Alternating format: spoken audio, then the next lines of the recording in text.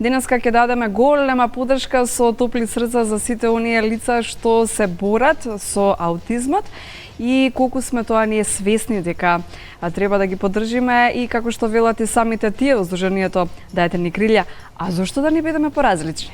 Зошто да не бидеме поразлични?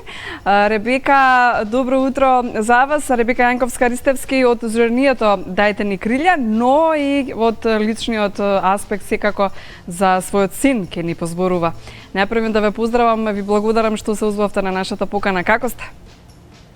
Добро утро, добра сум. Јас сум само храната дома. Сите си уште спијат и баш убаво што сега се слушаме, затоа што некако со оваа пандемија и рестрикциите на излегување и целиот начин на живот кој што комплетно ни се смени, покасно легнуваме и така да не мора да брзаме никаде, не?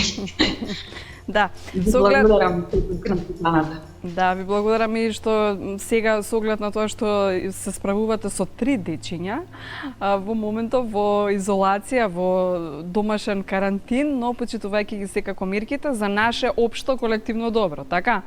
И да започнеме секако, имавте долги години битка, се уште, односно таа битка продолжува се до крајот на нашето постоење, веројатно. Но во битката, велите, се спознав себе си, се она што можеби некогаш не го спознав како способност за себе, а тоа е колку сум силна.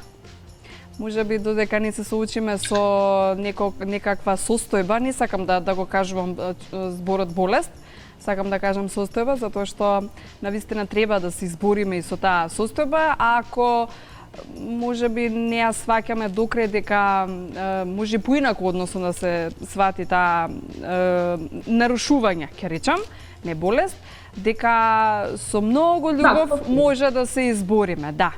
Но за почеток, кога свативте дека толку многу сте силна? Знаете како, тоа се случува од едноставно секој ден имате ново искушение, секој ден ве чека нешто ново. Како впрочем сите нас во животот, меѓутоа овде работите се малку покомплицирани и неочекувани. Некои велат дека семејствата на лицата со попреченост и со аутизам живеат како утре дека ќе биде, односно дека во моментот или утре ќе биде некој земјотрес. Значи, едноставно се справувате со сите тие несакани работи кои што порано не сте биле навикнати на нив. Во секој случај, она што се стана децата, едниот од децата станаме, слушате како зборувам. Значи, силна стана во моментот кога се соочив, значи со тоа, кога сватив дека тоа е мојот живот. Прво, значи, Маркијан покрај аутистичните особини има и ретка болест, примарната негова проблематика, односно примарниот проблем е ретката болест туберна склероза, а аутизмот е како секундарна појава која што се појавува поради тие физички аномалии кои што ги има самата болест, односно болеста туберна склероза. И се соочувате со тоа секојдневно и станувате се посилни и посилни. Како родител, како мајка, вие мора тоа да го издржите, затоа што немате друг избор. Едниот избор е да кукате и постојано да се жалите и да се плачете на својата судбина, нели? За жал, има голем дел од родителите кои што тоа го прават постојано. А втората работа е да се соочите со таа состојба и да го извлечете максимумот од своето дете, максимумот од себе, од семејството и да му пружите се најдобро, секогаш да бидете позитивни, затоа што едноставно тоа го живеете, нема бегање од тоа, тоа е вашата реалност. Секако, со Здружени сили верувам дека и со останатите здруженија, знам дека имавте постојана соработка, и како што и постојано потенцирате принципот ништо за нас без нас, нели, тоа ви главното мото, да речам, постојано, а и сите оние...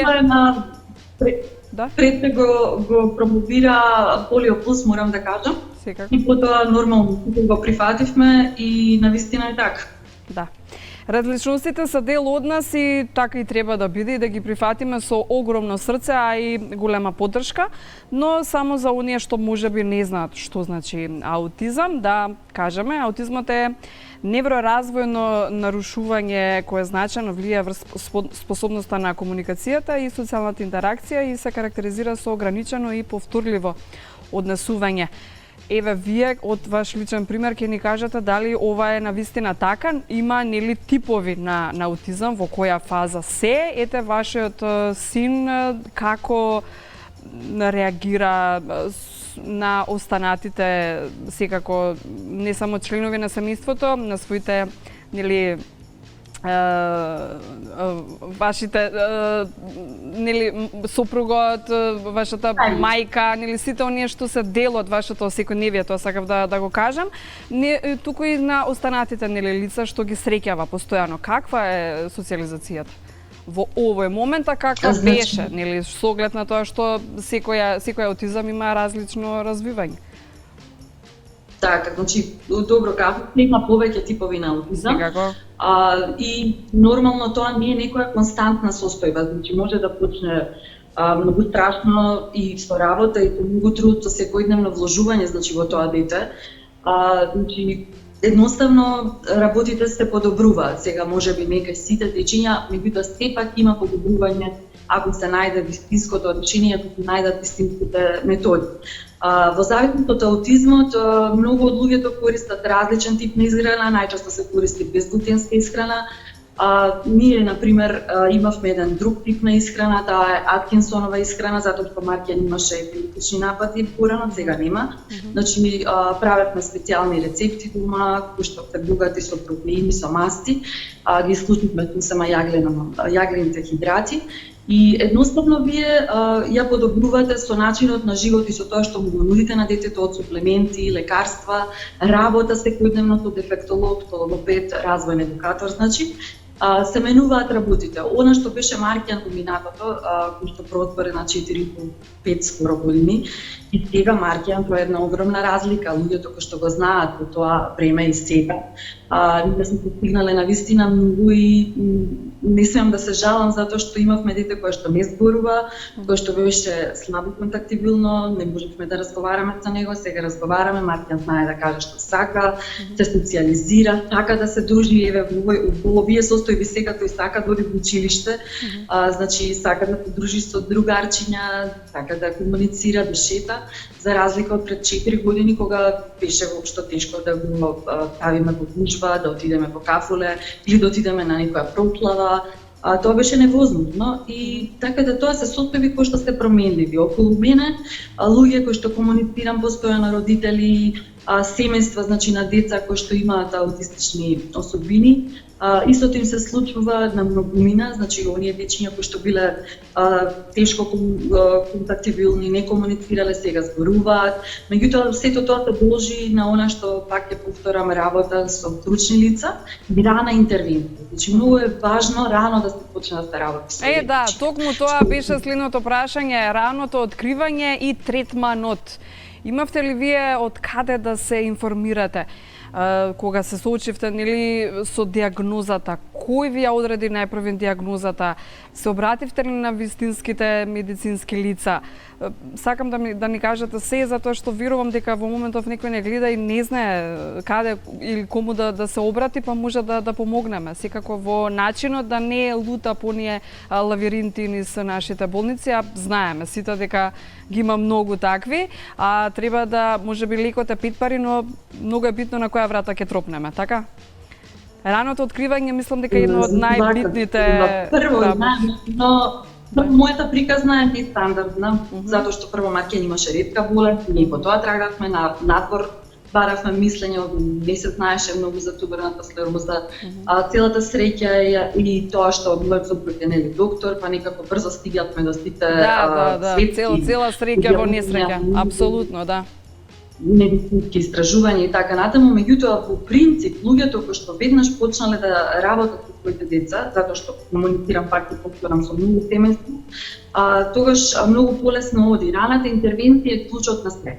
Затоа што кога имате дете кое што е нетипично, едноставно гледате дека развојот не е она што сте го виделе, кај родителите прво се јавува страф и неприфаќање, односно не може да се соочат со фактот дека баш нивното детенце е поразлично од нивните врсници и неговите врсници, и тогаш прво имате проблем со себе, потоа со семејството, како да кажам на мајка ми, на татко ми, баба, дедо, што целото обкружување.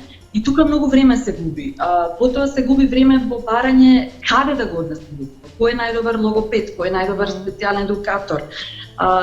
Тука се затоа издруженијата и еве еден апел да се посоветуваат луѓето, да се јават, да прашат оние кои што имале искуство, затоа што само тоа е за корист на детето. Само така ќе му помогнат. Има деца кои што во училиште тргаат, кои што се со аутистични особини за жал, а се уште немаат почнато со работа со вклучни тимови, и децата многу тешко потоа се изведуваат на прав пат, потешко оди во нивната едукација, во нивниот развој. Едноставно се губи драгоцено време. Овдека е многу важно да се почне рано и повторно ќе кажам, значи работата со детето е сршта на решавање на проблемот и мора родителите да бидат свесни дека се е во нивни раце. Тоа се деца и ако ние не им кружиме, тие не можат сами да отидат нели да се работат. Едноставно се е во нашите раце и ние мораме да бидеме свесни и побрзо да реагираме. Секако. Да, кои се моментите на кои треба посебно да се посвети внимание? Како се менува особините, би рекла, на вашиот син Маркијан? Како некогаш реагираше на вашите совети, како реагира сега?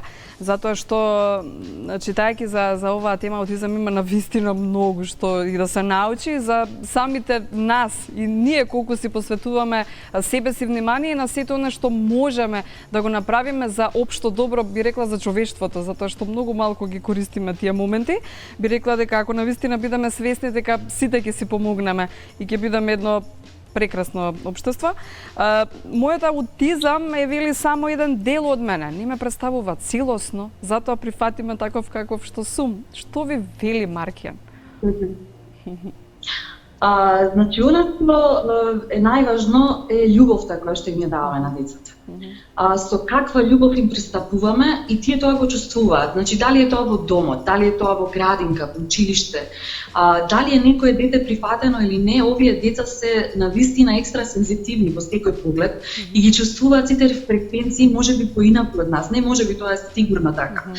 Доколку некој им пристапи со жалување, едноставно се плаши од нив, тие тоа го чувствуваат. Доколку почувствуваат љубов, прифаќање, иако се тие нели различни, голем дел од нив и знаат дека се различни, од убоцна, нели како поминува времето и тие растат и зреат, едноставно тоа им помага многу. Тешко е да се работи со деца во училиштата и во градинките, меѓутоа мора луѓето да имаат повисока свесност и да се свртат не само кон себе, него и кон другите и да видат дека сите ние сме нели поинакви и дека едноставно секој дете е своја единка, посебна единка. Значи, секој дете со аутизам има различни начини на пристап. Некои имаат проблем со сензорите, некои имаат проблем со текстурата, значи кога јадат нешто имаат проблем со сензорите, значи во устата, во допирот на рацете, имаат проблем со комуникација, имаат проблем со говор, меѓутоа за сето тоа постои решение. Многу од овие лица во светот, во поразвиените земји, во општества каде што многу порано се реагира и се работи со овие деца, има огромни успеси, овие деца се вклучени во општеството комплетно, значи тие и работат, живеат сами, едноставно имаат алат кои што им користат за да подобро се снаоѓаат во животот, како впрочем нели за сите лица со попреченост. Конкретно Маркијан, во минатото, значи не можевме да се разбереме, не можеше да каже што сака, имаше повеќе репетитивни реченици, движења, тантруми, тикови, Сега многу е сменет, значи можеме да комуницираме повеќе, сам знае да побара што така, разговараме, дури правиме представи дома. Значи родителот мора да најде начин што е она што детето го сака. Значи секој дете има некој афинитет, како и секој дете со типичен разлик. Да. Така да ние мораме да најдеме што сака нашето дете. Маркијан, например, најмногу учи преку песни, така и научи да зборува, најмногу сака да гледа театарски представи и едноставно ете со љубов многу постигна. Да, убаво кажавте дека може да се стекнат од одредени социјални вештини и да бидат и комплетно самостојни. А што му велите па сега во ова време? Прво да ми кажете во какво училиште оди Маркијан, а понатаму како реагира сега кога е време за на училиште, а треба да седи дома? Видете, тоа е многу тешко. Овие дечиња имаат некоја усталена шема и едноставно навики кои што ги правите секој ден. Значи, ние имаме оди од поручајќи од Савајле во училиште, во Димов Димов учи. Социјализацијата е веќе постигната, Маркијан 6 поделение и едноставно многу подобро се снаоѓа сега во училиште. И сега му недостига училиштето. Затоа што училиштето му е издувен вентил, си има таму другарчиња, со кој што комуницира, има асистент кој што го обожава. Оваа година имаме навистина прекрасен асистент. Има развоен едукатор каде што оди Драган Даскаловски, морам да го спомнам, со кој што работи 9 години. Еве сега во немирен во моментов плаче, сака да влезе тука, затоа што не оди во училиште, се вознемирува многу често плаче, тажене. Добро. Затоа што не може да излезе надвор, тажен, значи се справуваме навистина со една тешка состојба сега, затоа што ова е многу за сите нас не е тешко, а камоли на него. Баш имав една комуникација со еден човек од Австралија кој што ми е другар од детство, работи во центар за лица со преченост во Мелбурн и го прашував како таму се снаоѓаат по овие нели специфични денови за сите нас во време на пандемија, нели? Тој ми вели дека го затвориле центарот каде што работи, меѓутоа дека секој ден оди во куќа каде што живеат лица со преченост и живеат 5 луѓе за една, да кажем, куќа. Меѓутоа, дека пред да влезам, јас морам да пополнам еден прашалник, една декларација, да се потпишам со кој сум комуницирал минатиот ден, колку сум комуницирал, колку сум бил изложен на ризик, ми мерат температура, а потоа можам да влезам натаму во куќата, значи сепак они функционираат. Во однос на кога го прашав дали имаат некаква финансиска поддршка лицата со преченост, вели дека не мора да имаат затоа што државата им обезбеди средства за хигиена, потоа им обезбеди суплементи, лекови, медицински набавки и храна. Гледам јас по Facebook, најчесто дека на сите вести доаѓаат преку Facebook и на медиумите, дека се прават најразлични акции преку Црвен крст, дека се прават донации преку општините. Сега колку е тоа доволно, дали стигаат тие донации до сите деца и до сите семејства, тоа навистина не знаат. Да, би било несовесно од наша страна да го продолжиме разговорот, затоа што до тука го слушаме. Маркијан, како ве повикува да му посветите внимание? Да, ви благодарам навистина најискрено за целиот овој разговор. Искрено ви посакувам да истраете и да се сакаме безусловно сите и ние сме тука да ви дадеме огромна поддршка на најдраго срце. Ви благодарам уште еднаш и Гушки и поздрави до сите вас од вашето цело семејство. Ви благодарам уште еднаш. Продолжуваме ние со кратка пауза и секако останатите теми за денеска.